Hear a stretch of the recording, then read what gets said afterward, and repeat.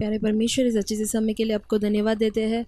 जैसे हम देखते हैं, क्योंकि यहोवा का वचन सीधा है और उसका सब मार्ग सच्चाई से होता है, उसी प्रकार परमेश्वर इस वचनों को पढ़कर हम सच्चाई के मार्ग में चलने के लिए आप मदद कीजिए।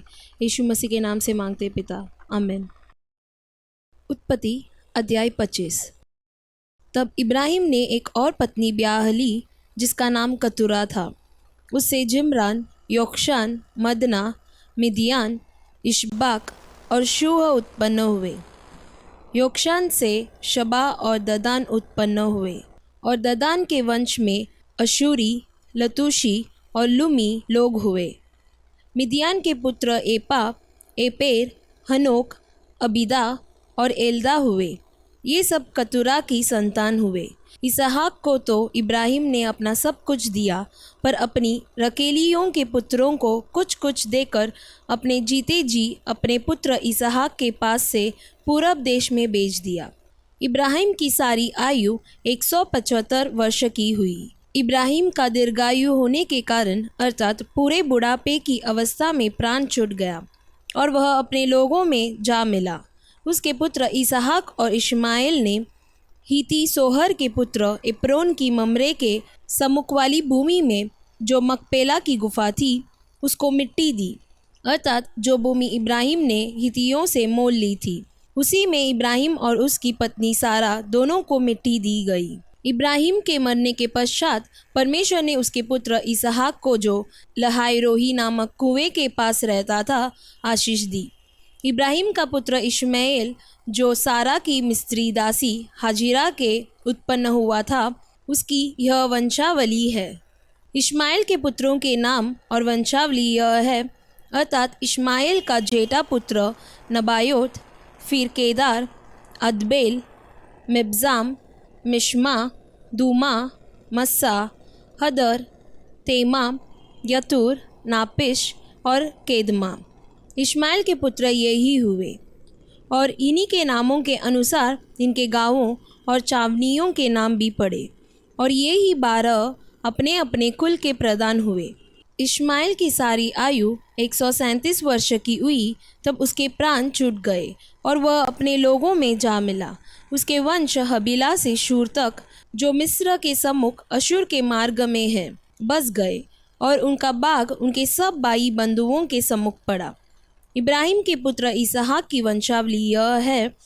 इब्राहिम से इसहाक उत्पन्न हुआ और इसहाक ने 40 वर्ष का होकर रिबका से, जो पद्दनराम के वासी अरामी बतूएल की बेटी और अरामी लाबान की बहन थी, विवाह कर लिया। इसहाक की पत्नी बांझ थी, इसलिए उसने उसके निमित्त यहोवा से विनती की और यहोवा ने उसकी विनती सुनी। इस प्रकार उसकी पत्नी रिबका गर्भवती हुई। लड़के उसके गर्भ में आपस में लिपट के एक दूसरे को मारने लगे। तब उसने कहा, मेरी जो ऐसी ही दशा रहेगी तो मैं कैसे जीवित रहूँगी? और वह यहोवा की इच्छा पूछने को गई। तब यहोवा ने उससे कहा, तेरे गर्भ में 2 जातियाँ हैं और तेरी कोख से निकलते ही 2 राज्य के लोग अलग अलग होंगे और एक राज्य के लोग दूसरे से अधिक सामर्थी होंगे और बड़ा बेटा छोटे के अधीन होगा। जब उसके प्रसव का समय आया तब क्या प्रकट हुआ कि उसके गर्भ में जुड़वे बालक है। पहला जो उत्पन्न हुआ वह लाल निकला और उसका सारा शरीर कंबल के समान रोममय था, इसलिए उसका नाम एसाव रखा गया। पीछे उसका भाई अपने हाथ से एसाव की एड़ी पकड़े हुए उत्पन्न हुआ और उसका नाम याकूब रखा गया। जब रिबका ने उनको जन्म दिया तब इसहाक 60 वर्ष का था। फिर वे लड़के बढ़ने लगे और एसाव तो वनवासी होकर चतुर शिकार खेलने वाला हो गया, पर याकूब सीधा मनुष्य था और तंबुओं में रहा करता था। इसहाक एसाव के अहेर का मांस खाया करता था, इसलिए वह उससे प्रीति रखता था, पर रिबका याकूब से प्रीति रखती थी। एक दिन याकूब भोजन के लिए कुछ दाल पका रहा था और एसाव जंगल से थका हुआ आया। तब एसाव ने याकूब से कहा, वह जो लाल वस्तु है उसी लाल वस्तु में से मुझे कुछ खिला, क्योंकि मैं थका हूँ। इसी कारण उसका नाम एदोम भी पड़ा। याकूब ने कहा, अपने पहिलौठे का अधिकार आज मेरे हाथ भेज दे। एसाव ने कहा, देख, मैं तो अभी मरने पर हूँ, इसलिए पहलौठे के अधिकार से मेरा क्या लाभ होगा? याकूब ने कहा, मुझसे अभी शपथ का। अतः उसने उससे शपथ खाई और अपना पहलौठे का अधिकार याकूब के हाथ बेच डाला। इस पर याकूब ने एसाव को रोटी और पकाई हुई मसूर की दाल दी और उसने खाया पिया और उठकर चला गया। यों एसाव ने अपना पहलौठे का अधिकार तुच्छ जाना। आमीन। मत्ती रचित सुसमाचार अध्याय 13 31 से 58 तक पढ़ेंगे। उसने उन्हें एक और दृष्टांत दिया, स्वर्ग का राज्य राई के एक दाने के समान है, जिसे किसी मनुष्य ने लेकर अपने खेत में बो दिया। वह सब बीजों से छोटा तो होता है, पर जब बढ़ जाता है तब सब साग पात से बड़ा होता है और ऐसा पेड़ हो जाता है कि आकाश के पक्षी आकर उसकी डालियों पर बसेरा करते हैं। उसने एक और दृष्टांत उन्हें सुनाया, स्वर्ग का राज्य खमीर के समान है, जिसको किसी स्त्री ने लेकर 3 पसेरी आटे में मिला दिया और होते होते वह सब खमीरा हो गया। ये सब बातें यीशु ने दृष्टांतों में लोगों से कही और बिना दृष्टांत वह उनसे कुछ न कहता था, कि जो वचन भविष्यद्वक्ता के द्वारा कहा गया था वह पूरा हो। मैं दृष्टांत कहने को अपना मुंह खोलूँगा, मैं उन बातों को जो जगत की उत्पत्ति से गुप्त रही है प्रकट करूँगा। तब वह भीड़ को छोड़कर घर में आया और उसके चेलों ने उसके पास आकर कहा, खेत के जंगली दाने का दृष्टांत हमें समझा दे। उसने उनको उत्तर दिया, अच्छे बीज का बोने वाला मनुष्य का पुत्र है। खेत संसार है, अच्छा बीज राज्य की संतान और जंगली बीज दुष्ट की संतान है। जिस शत्रु ने उनको बोया वह शैतान है। कटनी जगत का अंत है और काटने वाले स्वर्गदूत है। अतः जैसे जंगली दाने बटोरे जाते और जलाए जाते हैं, वैसा ही जगत के अंत में होगा। मनुष्य का पुत्र अपने स्वर्गदूतों को भेजेगा और वे उसके राज्य में से सब ठोकर के कारणों को और कुकर्म करने वालों को इकट्ठा करेंगे और उन्हें आग के कुंड में डालेंगे, जहाँ रोना और दांत पीसना होगा। उस समय धर्मी अपने पिता के राज्य में सूर्य के समान चमकेंगे। जिसके कान हो वह सुन ले। स्वर्ग का राज्य खेत में छिपे हुए धन के समान है, जिसे किसी मनुष्य ने पाया और छिपा दिया और मारे आनंद के जाकर अपना सब कुछ बेच दिया और उस खेत को मोल ले लिया। फिर स्वर्ग का राज्य एक व्यापारी के समान है, जो अच्छे मोतियों की खोज में था। जब उसे एक बहुमूल्य मोती मिला तो उसने जाकर अपना सब कुछ बेच डाला और उसे मोल ले लिया। फिर स्वर्ग का राज्य उस बड़े जाल के समान है, जो समुद्र में डाला गया और हर प्रकार की मछलियों को समेट लाया। और जब जाल भर गया तो मछुए उसको किनारे पर खींच लाए और बैठकर अच्छी अच्छी तो बर्तनों में इकट्ठा की और निकम्मी निकम्मी फेंक दी। जगत के अंत में ऐसा ही होगा।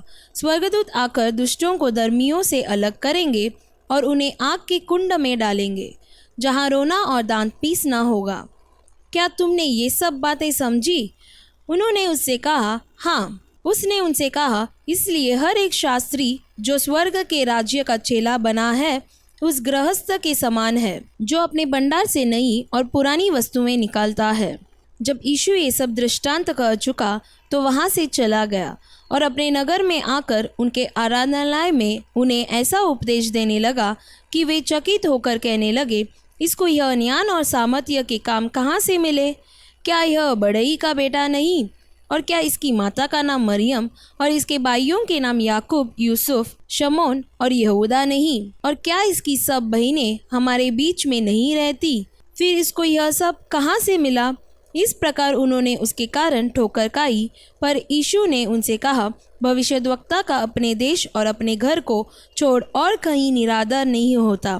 और उसने वहाँ उनसे अविश्वास के कारण बहुत से सामर्थ्य के काम नहीं किए। आमीन। नीति वचन अध्याय 14।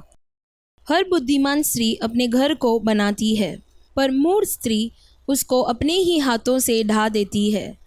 जो सीधाई से चलता वह यहोवा का भय मानने वाला है, परंतु जो टेढ़ी चाल चलता वह उसको तुच्छ जानने वाला ठहरता है। मूढ़ के मुंह में गर्व का अंकुर है, परंतु बुद्धिमान लोग अपने वचनों के द्वारा रक्षा पाते हैं। जहाँ बैल नहीं वहाँ गौशाला स्वच्छ तो रहती है, परंतु बैल के बल से अनाज की बढ़ती होती है। सच्चा साक्षी झूठ नहीं बोलता, परंतु झूठा साक्षी झूठी बातें उड़ाता है। ठट्टा करने वाला बुद्धि को ढूंढता परंतु नहीं पाता, परंतु समझ वाले को ज्ञान सहज से मिलता है। मूर्ख से अलग हो जा, तू उससे ज्ञान की बात न पाएगा।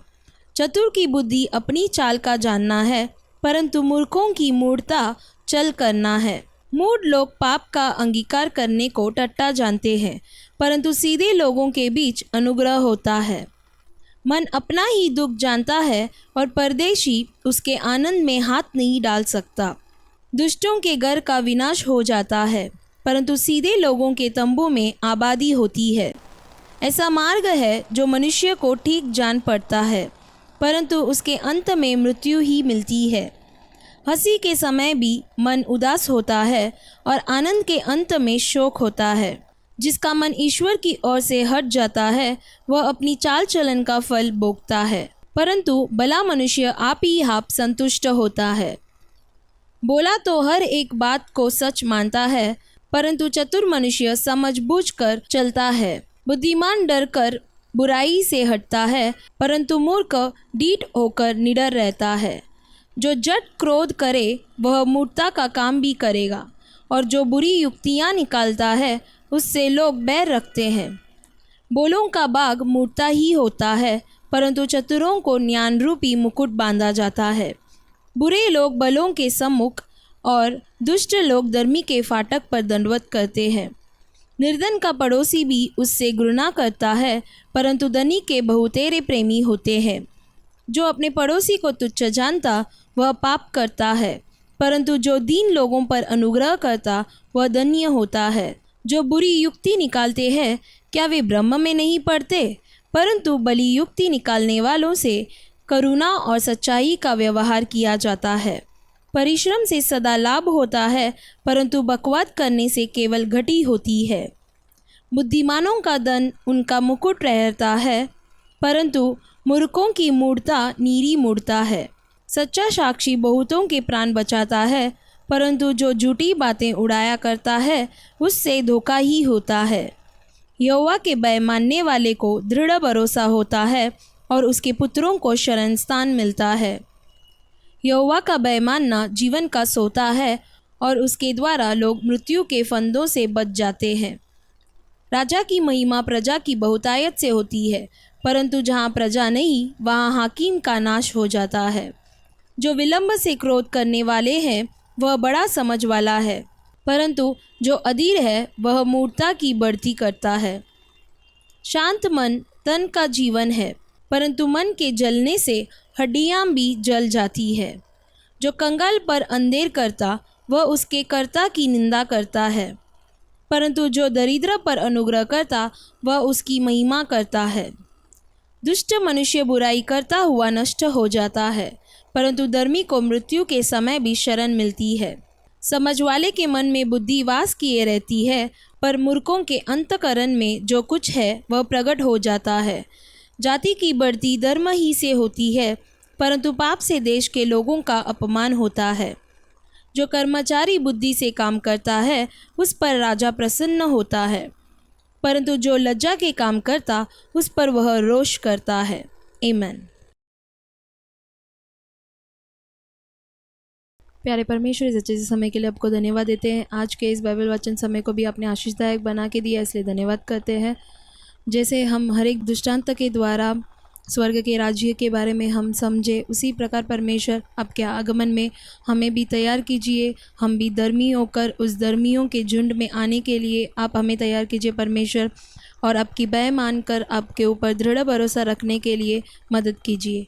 यीशु मसीह के नाम से मांगते पिता, आमीन। God bless you.